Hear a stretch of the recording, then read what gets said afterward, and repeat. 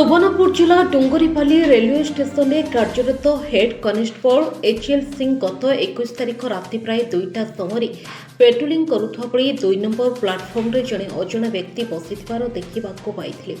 जहांको पाखरे एक बैग रहितला। से केउआडे जाउछंती बोली पचारिबारु सेही व्यक्ति जनक पुरी दुर्ग ट्रेन रे रायपुर जाउथवा कथा कहिथिले। मात्र बैग भितरे कौन अछि बोली पचारिबा क्षणी से हठात बैगटी को प्लाटफर्म रे छाड़ी सेठारु दौड़ी पळाइथिले। कर्मचारी जनक तुरंत ए संपर्क में आरपीएफ पोस्ट बलांगीर एवं डुंगरीपालीर कार्यरत स्टेशन मास्टर को सूचना देथिले और निजे से व्यक्ति पिछा करथिले।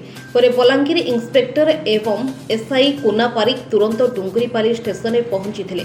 ए समय मध्य कर्मचारी माने डुंगरीपाली बजार अंचल सही संदिग्ध व्यक्ति को खोजाखोजी आरंभ कर तथापि बहु चेष्टा पर मध्य से व्यक्ति कौनसी पत्ता मिल नथिला।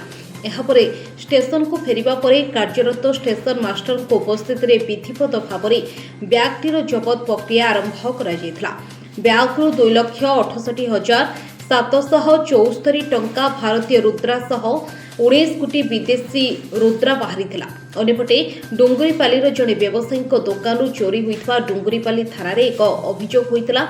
रेलवे पुलिस सहित जोगाजोग करी डुंगरीपाली पुलिस रेलपाई पुलिस जबत होता टंका डुंगरीपाली पुलिस आनी निज हेफाजत रखिथिबा सूचना मिली। Bureau report public news Odia.